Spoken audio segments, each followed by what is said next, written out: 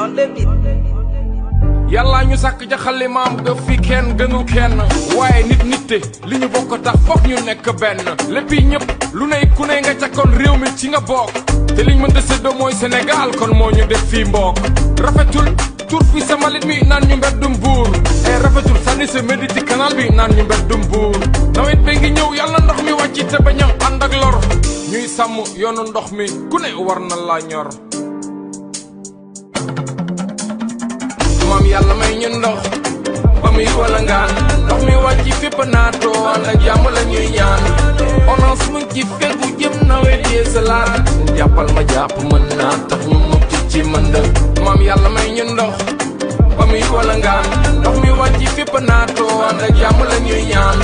onance mu ngi ci fegu jëm nawet yee salaat jàppal ma jàpp mën naa tax ñu mucc ci mënd onance jóg na ca teel te gi pexe fegu jëm nawet jongir yee salaat réseau bi ndax kaaraanga gi nekk sa wet ñu ci région yëpp di def opération pré-hivernage déboucher canal yi ndax mbënd mi ba ñu tee otage jàppal ma jàpp dafay war kenn ku nekk ci ñun ñu bañ ci sotti mbalit mbaa suuf te bu sakkee duñu ko muñ ñu dakkal branchement clandestin yi loolu jaaduwul muy garage wala marché ñu bañ ci tabax ci kaw régal yi kondiri ñun ñoo ko bokk nañ ko sàmm waay na ku ne sax ci li ko war mooy jàmmi ñépp waay maam yàlla may ñu ndox ba muy wala ngaan ndox mi wàcc fépp naatoo ànd ak jàmm la ñuy ñaan onance mu ngi ci fegu jëm nawet yee salaat jàppal ma jàpp mën naa tax ñu mucc ci mënd maam yàlla may ñu ndox ba muy wala ngaan ndox mi wàcc fépp naatoo ànd ak jàmm la ñuy ñaan onance mu ngi ci fegu jëm nawet yee salaat jàppal ma jàpp mën naa tax ñu mucc ci mënd bu ñu jubee nawet li yëpp ci askan wi tiit onance a ngi def wareefam mais foog ñenn ñi nekk nit sekkar ñi canal yi defar ba mu baax ne ko ràpp tëj ki sàcc kubéer ki sotti ca balit mu indil ñu mënd lépp lëj kondiri buñ ko fàttee mu def bouchon ndox mi génn salte def tata suñu buntu kër yi indil ñu problème mu santé ay na yowén jamono ngi dox ba nit ñi ëpp doole réseau bi mais onance am nay projet ngir yee salaat ñu méngoo maam yàlla may ñu ndox ba muy wala ngaan ndox mi wàcc fépp naatoo ànd ak jàmm la ñuy ñaan onance mu ngi ci fegu jëm nawet yee salaat jàppal ma jàpp mën naa waay na ku ne sax ci li ko war mooy jàmmi ñépp waay maam yàlla may ñu ndox ba muy wala ngaan ndox mi wàcc fépp naatoo ànd ak jàmm la ñuy ñaan onance mu ngi ci fegu jëm nawet yee salaat jàppal ma jàpp mën naa tax ñu mucc ci mënd maam yàlla may ñu ndox ba muy wala ngaan ndox mi wàcc fépp naatoo ànd ak jàmm la ñuy ñaan onance mu ngi ci fegu jëm nawet yee salaat jàppal ma jàpp mën naa tax ñu mucc ci mënd bu ñu jubee nawet li yëpp ci askan wi tiit onance a ngi def wareefam mais foog ñenn ñi nekk nit sekkar ñi canal yi defar ba mu baax ne ko ràpp tëj ki sàcc kubéer ki sotti ca balit mu indil ñu mënd lépp lëj kondiri buñ ko fàttee mu def bouchon ndox mi génn salte def tata suñu buntu kër yi indil ñu problème mu santé ay na yowén jamono ngi dox ba nit ñi ëpp doole réseau bi mais onance am nay projet ngir yee salaat ñu méngoo maam yàlla may ñu ndox ba muy wala ngaan ndox mi wàcc fépp naatoo ànd ak jàmm la ñuy ñaan onance mu ngi ci fegu jëm nawet yee salaat jàppal ma jàpp mën naa tax ñu mucc ci mënd maam yàlla may ñu ndox ba muy wala ngaan ndox mi wàcc fépp naatoo ànd ak jàmm la ñuy ñaan onance mu ngi ci fegu jëm nawet yee salaat jàppal ma jàpp mën naa tax ñu mucc ci mënd asalaamaaleykum wa rahmatullahi taala wa barakaatuhu ñu ngi leen di nuyu di leen ziar di leen jaajëfal kenn ku nekk ñu fekk la fi nga nekk jox la loxo nuyu la ziar la jaajëfal la bu baax ngeen may ñu dem ba Touba nuyu sëñ Mountakha Mbacké Bachir di ko ñaanal yàlla subhanahu wa taala yàlla may ko fanu gudd lool te mu ànd ak wér di dem Tiwaawan di ziar suñu papa xalif général des Tidianes donc muy sëñ Babacar Sy Mansour di ko ñaanal yàlla subhanahu wa taala yàlla na yàlla may ko fanu gudd lool te mu ànd ak wér di dem Medina Baye di ziar papa Mahi Niass di ko ñaanal yàlla na yàlla guddal fanam lool te may ko wér donc di dem xalif général des Layènes di dem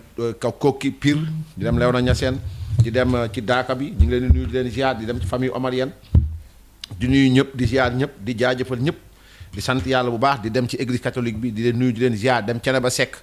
nuyu xalif général dem ci xaajar yi nuyu xalif général Chérif ak Xaana Aydara donc di nuyu ñëpp di ziar ñëpp di jaajëfal ñëpp di leen nuyu yéen it ñi nga xam ne yéen nekk ci Facebook bi lim bi day miti yéen a nekk ci YouTube bi ak TikTok bi nuyu naa leen ziar leen di nuyu le mouvement des activités républicaines du Sénégal nuyu naa leen ziar leen di nuyu sama sister sama xarit di nuyu Anita Diop maa ngi koy nuyu di ko ziar di nuyu ñëpp sant leen gërëm leen di am mbégte au fait ñëwaat ak yéen ci direct bi nag li ñu ko tiitree mooy au fait monsieur Bassirou Diomaye Diakhar Faye s'il s'agit d'une spéculation foncière tu en es le premier complice yow Ousmane Sonko li tax ma wax loolu au fait mooy bu fekkee ni dem nga Mbour bu fekkee ni dem nga Thiès ak foo mën a dem ci Sénégal fu ñuy wax waxu suuf bu doon may yéen dey du ma ci mën a sori xam ngeen lu tax parce que yéen a xàll yoon wi ma bëgg sénégalais yi àndandoo déglandoo ak man ñu ne Mamadou Lamine Massaly am na ci Farba Ngom am na ci nangam am na ci da ngeen fàtte Birame Souleye Diop na wax ndax am na ci am amu ci da ngeen fàtte Ousmane Diagne maire Thiès Est laaj leen ko ndax am na ci wala amu ci Modou Djité Thiès Ouest laaj leen ko ndax am na ci wala amu ci moom mii ndey mbilli mi Bassirou Diomaye Diakhar Faye 4,3 hectares la am muy 43 000 mètres carrés 43 000 mètres carrés qui est l'équivalent de 250 maisons 250 mètres carrés nu mu ko amee ci nan la ko amee ci maire bi moo délibéré maire bee ma ko may bu ñu seetloo ci déclaration de patrimoine am moom Bassirou Diomaye Diakhar Faye étant inspecteur des impôts et domaines moomu ci boppam bu ñu xoolee déclaration de patrimoine am dañ naan est-ce que Bassirou Diomaye Faye war na wax ci suuf mais ensuite dafa am question bu essentielle boo xam ne dinaa ci ñëw xam nga moom moo bind ne patrimoine foncier loo xam moo ko moomal boppam foncier non bâti mooy suuf soo xam ni kenn tabaxu ci dara mu ne am na terrain de 80 mètres sur 40 njaga ñaaw maanaam mooy 320 mètres carrés njaga ñaaw nga dolli ci terrain agricole nee na 4,3 hectares muy 43 000 mètres carrés 1 hectare égale 10 000 mètres carrés muy 43 000 mètres carrés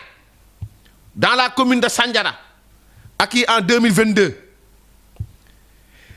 mu ne encore am na terrain nu 200 mètres carrés à Thiès acquis en 2009 c'est-à-dire 2 ans après avoir été 2 ans après bi nga xam taxawal na ñi nga xam mooy syndicat impôt domaine daanaka presque wala 3 ans loolu mooy pàcc yi Bassirou Diomaye Faye am en tant que inspecteur des impôts et domaines ñu ne am na terrain 80 mètres sur 40 6 à Ndiaganiao nan la ko amee en 2017 nan ci ban anam la ko Diomaye amee na génn kayit yi balaa ngeen wax na kenn génn kayitam génne leen kayit yi benn ñaar bi mooy mu ne am na terrain agricole en quoi le terrain agricole de Bassirou Diomaye Diakhar Faye le ëppee doole le terrain agricole de Babacar Ngom papay Anta Babacar Ngom en Ndingler parce que bu fekkee moom Bassirou Diomaye Diakhar Faye am na droit am terrain agricole de 43 000 mètres carrés l'équivalent de 250 maisons de 150 mètres carrés Babacar Ngom mi nga xam ni investisseur la di liggéey ay toolam ñëpp xam ne di tool la am na droit boobu am ko Ndingler kon ci ban anam la Bassirou Diomaye Diakhar Faye amee un terrain de 44,3 hectares l'équivalent de 43 000 mètres carrés maanaam mooy juróom fukki kër bu ñu ko dajale woon li Bassirou Diomaye Faye am Sandiara atu 2022 lañ ko jox kala jox ñeneen yow nga ne liñ ma jox dama koy téye mais liñ jox keneen dama koy nangu wala liñ jox keneen dama koy arrêté moo tax ma ne bu nekkee dañ ne wuub sàcc maanaam dañ ne sàcceey ci ñu am suuf nañ ne wuub ci syndicat agent impôt domaine parce que sàcc yi fu ñu am yéen am ngeen fa kon bu ñu ne sàccooy buñ gestoo nañ gestu impôt domaine leen wuub ndax da ngeen cee gëmoon boobaa léegi kon s'il y a spéculation foncière à Thiès, s'il y en a à Mbour ou à Dakar, vous en êtes, messieurs, chers inspecteurs impôts domaine, vous en êtes les complices. Oui, vous en êtes les complices. Kon Diomaye xale bu ndaw yow nga ne 1986 gi juddu xawma am nga terrain Ndiaga Niao 320 mètres carrés am nga terrain agricole 43 000 mètres carrés loo xam ne mën nañ ci def ci biir juróom fukki kër mu am ay yoon am jàkk am juma bu la neexee sax nga def ci benn kër boo xam ne am na jacuzzi ak salon de massage am ñoo xam dañu sant lool gërëm la lool. amaat na terrain boo xam mi ngi Thiès 200 mètres carrés lii mooy pàkk yi nga xam ne tabaxu ko nee na tabaxu ko terrain baa nga fee au moins waa Ndiaga Niao y a d'autres jeunes au moins waa Thiès y a d'autres jeunes en quoi Bassirou Diomaye Diakhar Faye la ëppee ay droit Mamadou Lamine Massaly même su fekkee sax da ngeen di fen Mamadou Lamine Massaly la ngeen di wax amu ko ci lan la koy ëppale ci nan beneen bi mooy nee na moom lii mooy li nga xam am na ko tabaxu ko beneen mooy bi nga xam nee na am na ko tabax na ko muy 200 mètres carrés Mermoz nuñ def ba daaneel foofu kan moo ko daaneel ak lan moo tax ngeen am ci kon bu nekkee ni Mermoz wala biir Dakar la fa nekk daganul ci la spéculation foncière vous en êtes messieurs les complices kon bu ñëw wuub sàcceey Mermoz ne sàcceey Cissesse ne sàcceey ci littoral bi dañu war a gestu ne wuub syndicat des agents des impôts et domaines parce que fu ñuy sàccee yéen ñi seetam am ngeen ci loolu la mooy sàcc naa sama mburaakey baay génn naa kër ga sàcc sama mburaakey baay sama xarit ba ne sama wet mëkk na ci mburaake bi mais moom nee na sàccul de même bu fekkee nee na xam ne ni mburaake bi dama koo sàcc mais moom am na ci mëkk mbaxuus kon kër gi nga xam ne tabax na ko maison bâtie sur un terrain de 200 mètres carrés à Mermoz attribué par le syndicat des impôts domicile familial depuis 2021 et construit de 2017 à 2021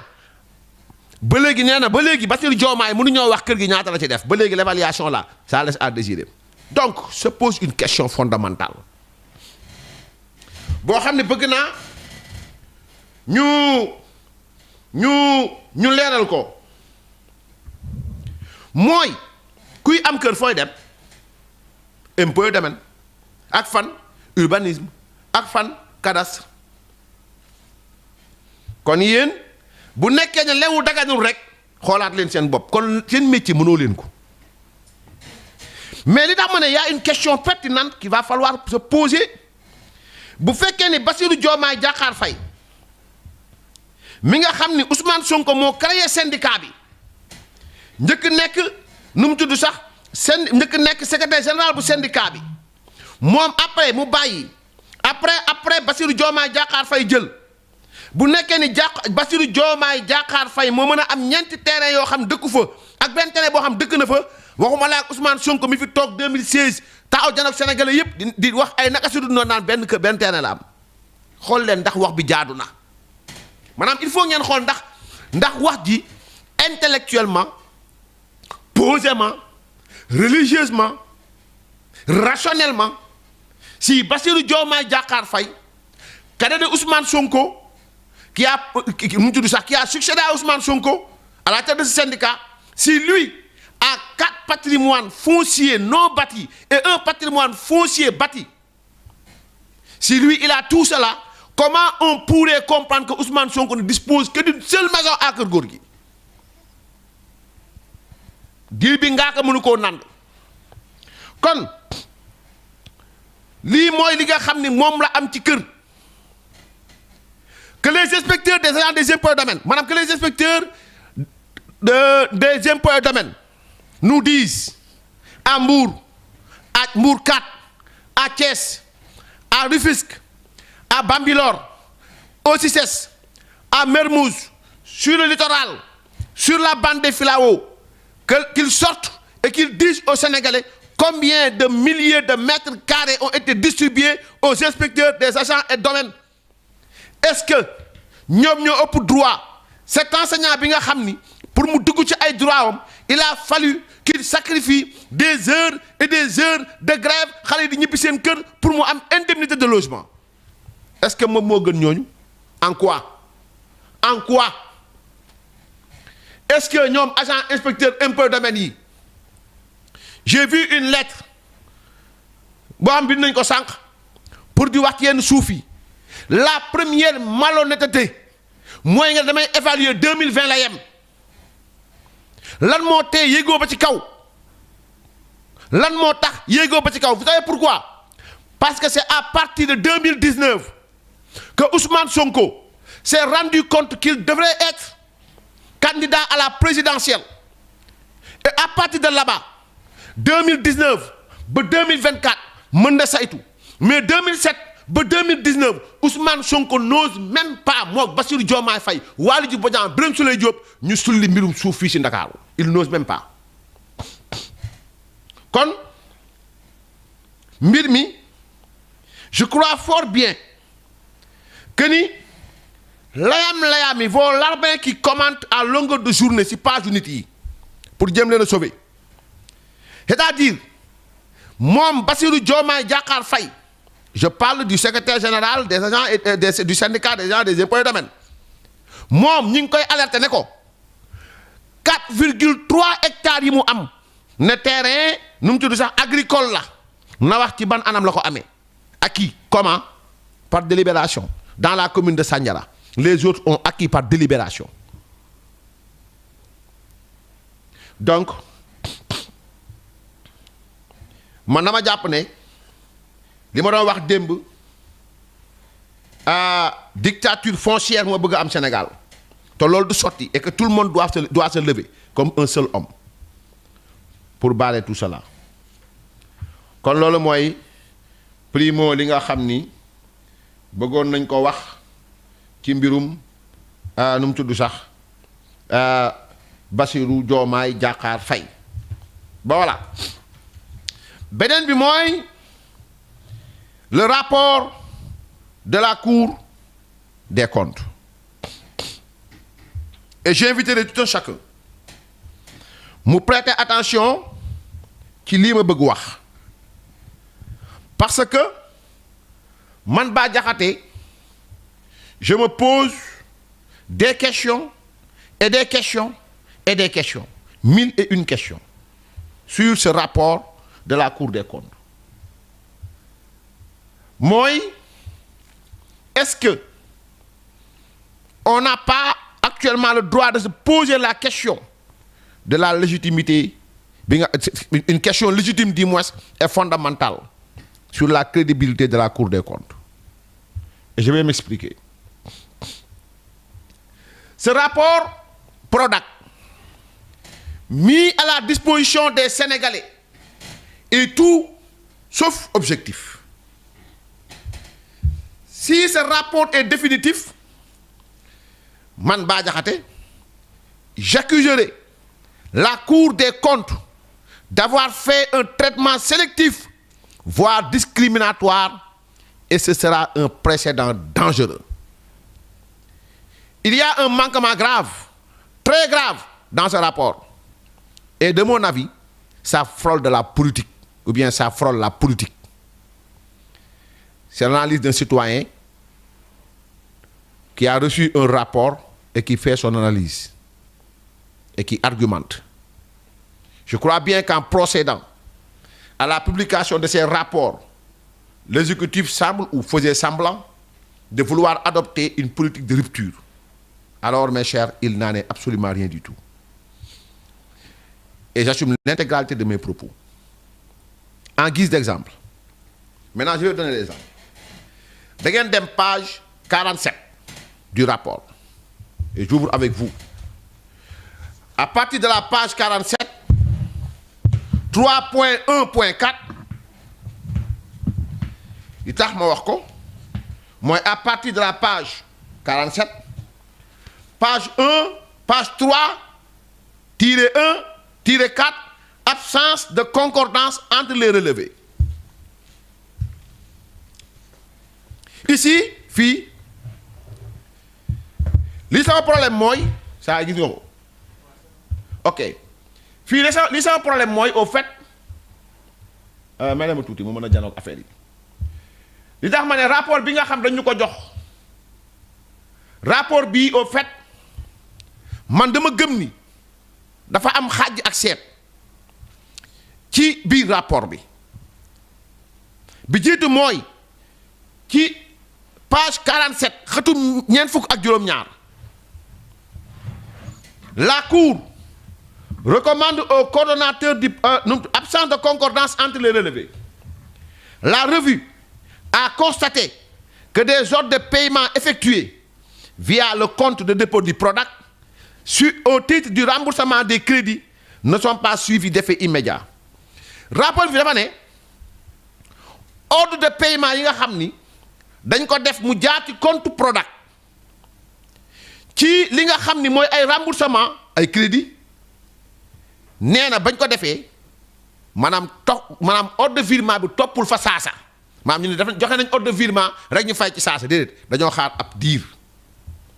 et que les bénéficiaires n'ont pas reçu les montants exactement prélevés sur le dit compte c'est-à-dire man maay war a fay yuusu ma ne fay naa ko temps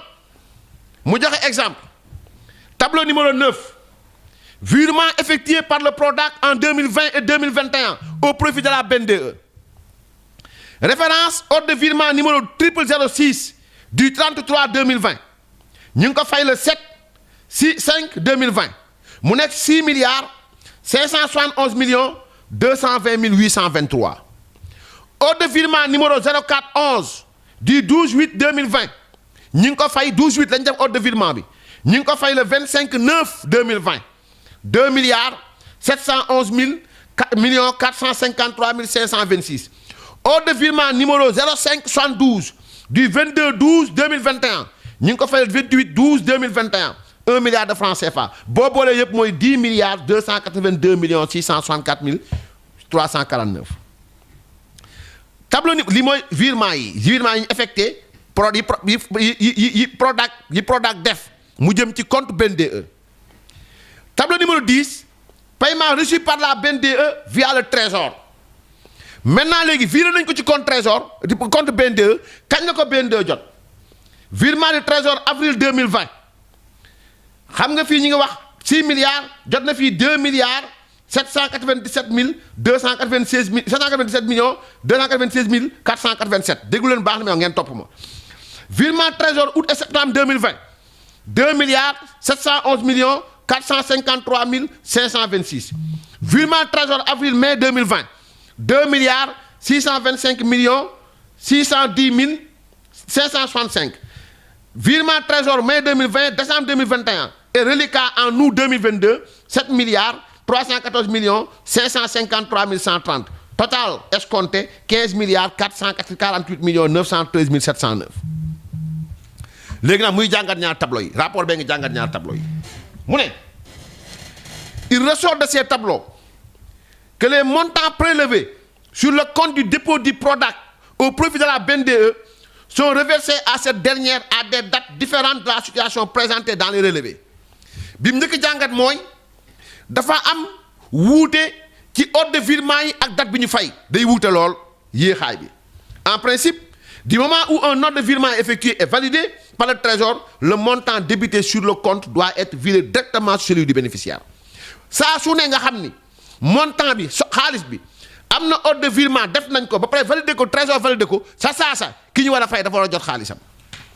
mooy bi jiitu mu ne en effet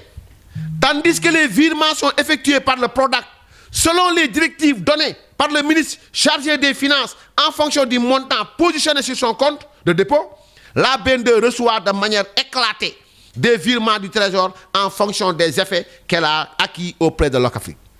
Saa yu PRODAC dafay virement ci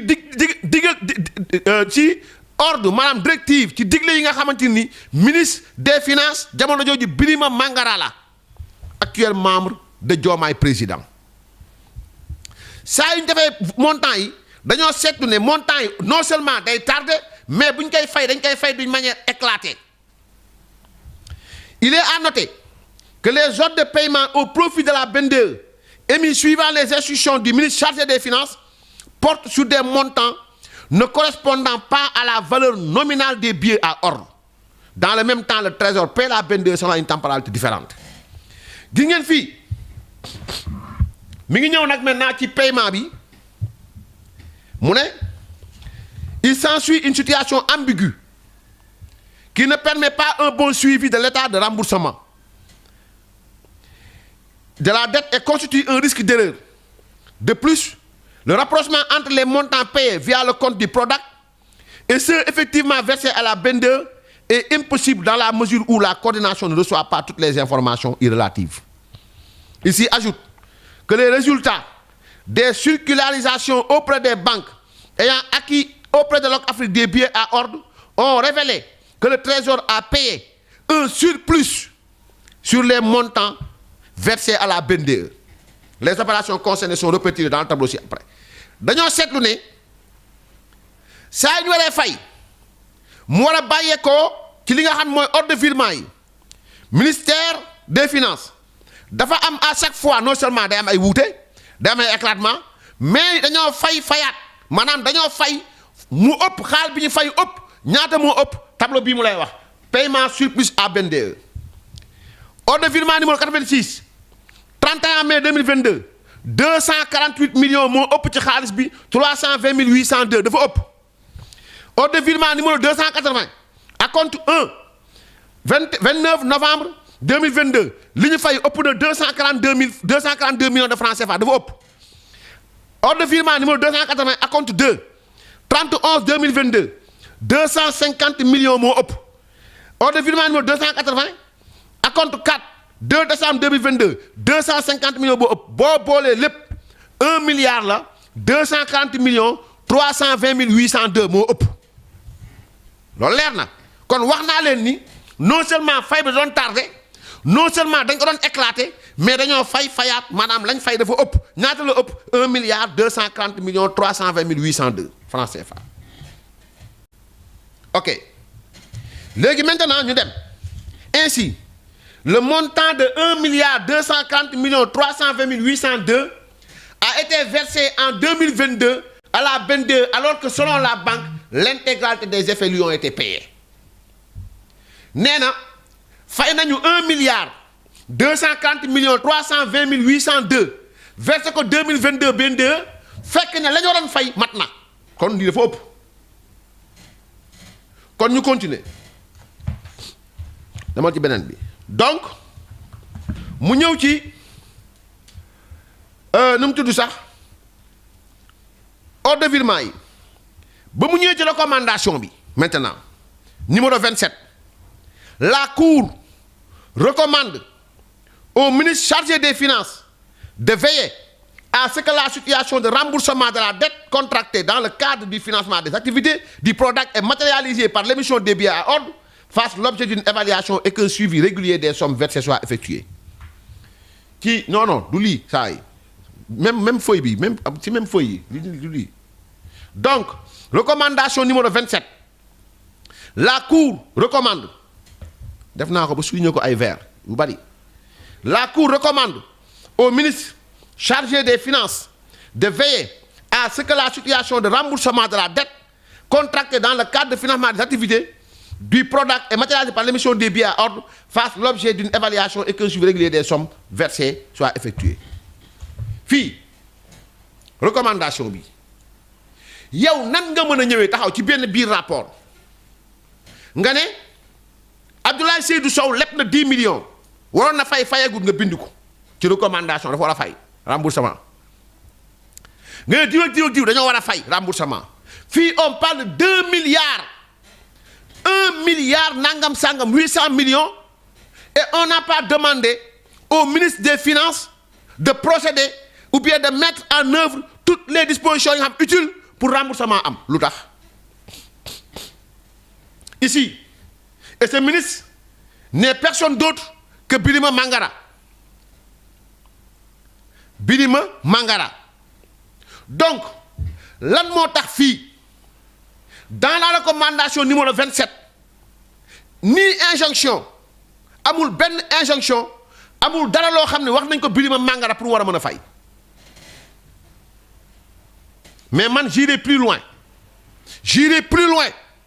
mooy est-ce qu'il y a un autre rapport bu dul rapport bi saa baax na est-ce qu'il y a pas un autre rapport bu dul rapport bi nañ ñu ko wax.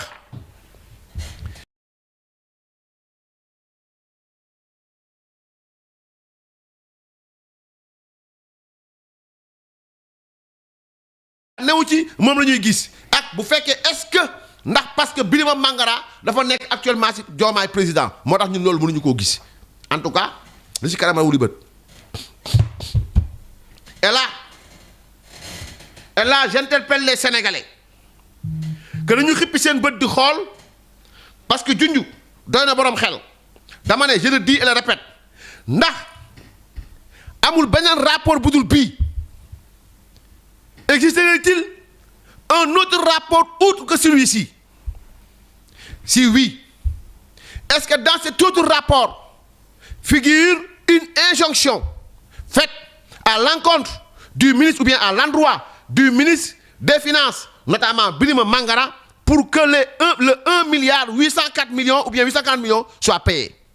Si oui, c'est un précédent dangereux. Parce que moi, ne pouvons ñun la vérité. Très sincèrement. Ben, ñaareel bi mooy c'est-à-dire que ça pose un problème de crédibilité de la Cour. Kon, chers Sénégalais, je pense très bien que il ne faudrait pas se cacher, se voiler la face. J'ai posé une question et ngeen topp information yi topp leen information yi d'ici peu. C'est-à-dire mooy est-ce que am na beneen rapport bu dul bii? Si oui, est-ce que dans ce rapport la recommandation bi nga xamante ni mooy recommandation numéro 24 la xawma la recommandation numéro 27 est-ce que am na différence entre les deux recommandations, oui ou non? Parce que fii dans la recommandation numéro 27 on nous dit la Cour recommande au ministre chargé des Finances de veiller à ce que la situation de remboursement de la dette contractée dans le cadre du financement des activités du PRODAC et matérialisée par l'émission de billets à ordre fasse l'objet d'une évaluation et qu'un suivi régulier des sommes versées soit effectué. Lii mooy recommandation numéro 27 ci rapport bi ñu yor ñun. Est-ce qu'il existerait un autre rapport et une autre recommandation numéro 27 et dans ces recommandations il est noté que fay dafa war a am? Bu fekkee loolu am na ndax parce que Birima Mangara est actuellement membre de la coalition Diomaye président moo tax ñun loolu mënuñu koo gis ndax waaw wala déet mi ngi noonu. Donc et pour répondre à ceux-là qui nous disent gis naa ko ci revue de presse yi gis naa ko de Pape Malick Ndour lii Mame Mbaye Niang lële damay ni jox benn exemple bu ndaw yéen ñi may déglu dëgg ñor leen bu ngeen bëggee xam ku ñu épinglé rapport ku mu épinglé da ngeen dem ci barre de recherche bi dugal ko donc ci Cour des comptes ci barre de recherche bi gis ngeen ko ni mel noonu fi ma encadré en bleu ngeen tapé da ngeen tapé le mot ou bien l'expression ou bien le groupe de mots information judiciaire wala nga tapé remboursement boo ko tapé soit information judiciaire wala nga tapé remboursement képp ku ñu épinglé ci biir rapport PRODAC bi képp ku ñu épinglé ci ne dañu war a ubbi ci yow information judiciaire wala da ngaa war a fay rapport bi dala koy génneel. Une personne est épinglée si vous voyez une seule recommandation où on dit que la Cour demande au ministre de la Justice d'ouvrir une information judiciaire ou que la Cour demande à une telle personne de rembourser un montant X. Je vous donne un exemple. Bu ngeen duggee ci barre bi ngeen tapé information judiciaire wala remboursement di leen génneel lii génne benn recommandation c'est-à-dire génne benn recommandation yu bleu yi nga doon dugal sax ma la du moom da dugal benn recommandation mu ne la par exemple nu mu tudd dugal nga ko recommandation 48 bi fii boo tapé da lay génne recommandation 48 par exemple voilà recommandation 48 bi day ñëw ne la boo tapé day ne la Cour demande au garde des Sceaux ministre de la Justice, de faire ouvrir une information judiciaire à l'encontre de M. Lamine Diallo, comptable sortant de l'établissement public de santé niveau 1 de Kaffrine, pour défaut de production des pièces justificatives des dépenses financées par les fonds Covid d'un montant de 45 millions. Qui il est épinglé. Qui, vous faites que vous tapez information judiciaire, vous allez gagner recommandation numéro 48. Voilà, vous faites que, par exemple, vous tapez remboursement. Vous savez qui information judiciaire que tapez. Vous tapez remboursement, recommandation numéro 49. Vous allez gagner la Cour demande au ministre des Finances et du Budget de mettre en œuvre les procédures nécessaires pour le remboursement de la somme de 10 740 000 francs CFA, équivaut au montant décaissé et non justifié par M. Mamadou Ndiaye, directeur de la prévention au ministère de la Santé et de l'Action sociale. Quand vous faites que dans le tapé remboursement, il est gagné. Mais recommandation numéro 49 bi, au fait, pourquoi ici on demande au ministre des Finances et du Budget de mettre en œuvre les procédures nécessaires pour le remboursement de la somme de 10 740 000 francs CFA, équivalent au montant décaissé et non justifié. On demande au ministre des Finances et du Budget de mettre les procédures nécessaires pour le remboursement. On parle de 10 740 000 francs. Mais dès lors qu'il fallait me donner le tableau, on parle de 2 milliards. Et dans la recommandation, il y a une injonction pour le ministre. Ndax fi dafa leer ni waji mo jël Mamadou Ndiaye bi ñu bëgg ko top kon le ministre amul dara lu mu taxé ak lan mo tax fé waxu ñu ko ministre bi ci recommandation numéro 27 bi ci ma doon won sank donc fi gis ngeen ni 10 740 000 dañ ne na waji fay ne ministre def lepp ba waji fay ñu né OK mais fi 10 millions rek la mais recommandation numéro 27 ça y arrive. Recommandation numéro 27, la Cour recommande au ministre chargé des Finances de veiller à ce que la situation de remboursement de la dette contractée dans le cadre du financement d'activité du product est matérialisée par l'émission fasse l'objet d'une évaluation. Et pourquoi pas on parle ici de remboursement? On parle de surplus indûment perçu. Madame, c'est indûment perçu. Indûment perçu. Pour la Cour,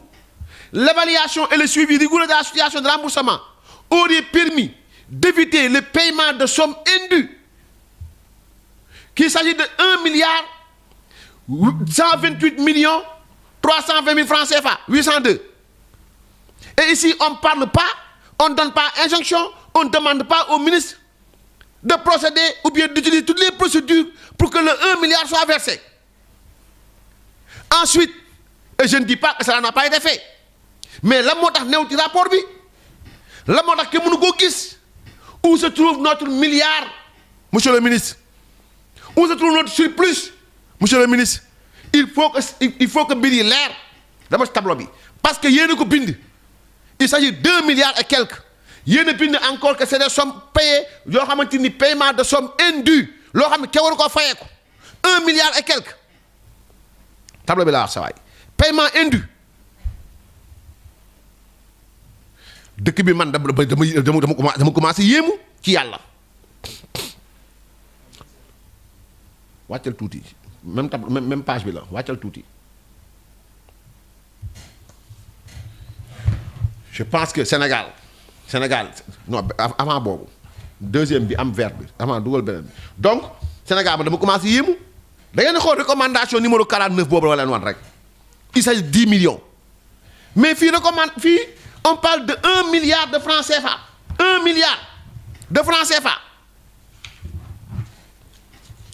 Paiement surplus à BNDE, tableau 11.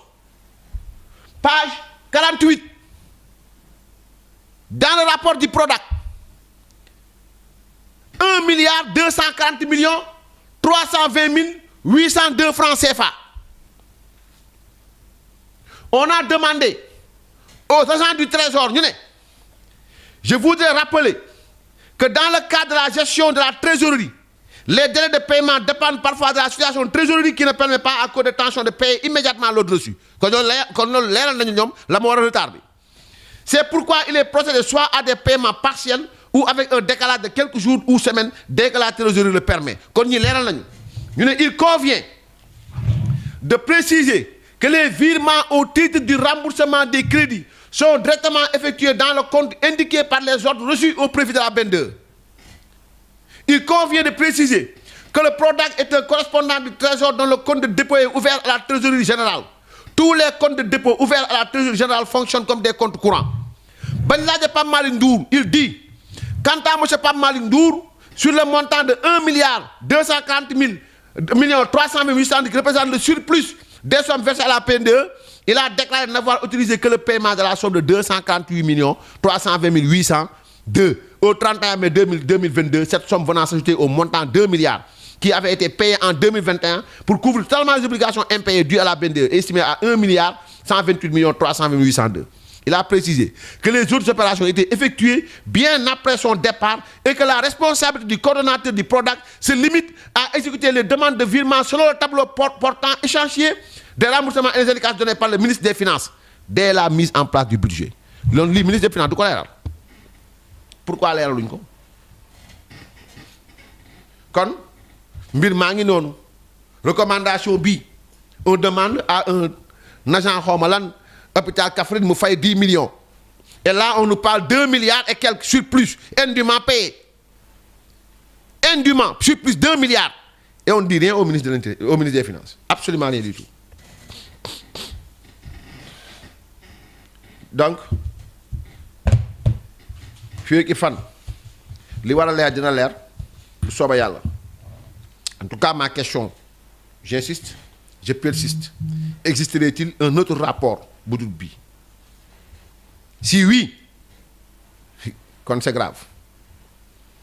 Parce que je pose encore la question, existerait-il une autre recommandation numéro 27 bu dul bi nekk ci rapport bi? Si oui, là ça devient grave. Très grave même. Donc lañ amoon pour waxtaane ko amoon mbégte lool li ma leen waxoon sànq rek boo ne sàcceey ci suuf boo neexee fu fekkee ñii dem jënd ji ak délibération nga ne sàcceey boo gestoo gestul SAID nga ne wuub te SAID Diomaye ko jiite woon ak Sonko ak ñoom Waly Diouf Bodiang. Donc mbir maa ngi noonu amoon nañ mbégte lool dañ continuer mbirum rapport bi nag parce que ñu bu ñuy lire rapport dañuy jël suñu temps di seetlu benn par benn waaye li ñu seetlu ci réew mi mooy joggi ci dërëm ba pare nag kenn du jeex dërëm li ma gis Ousmane Sonko def loolu la. sant nañ leen gërëm leen wasalaamu aleykum wa rahmatullahi taala wa barakaatuhu.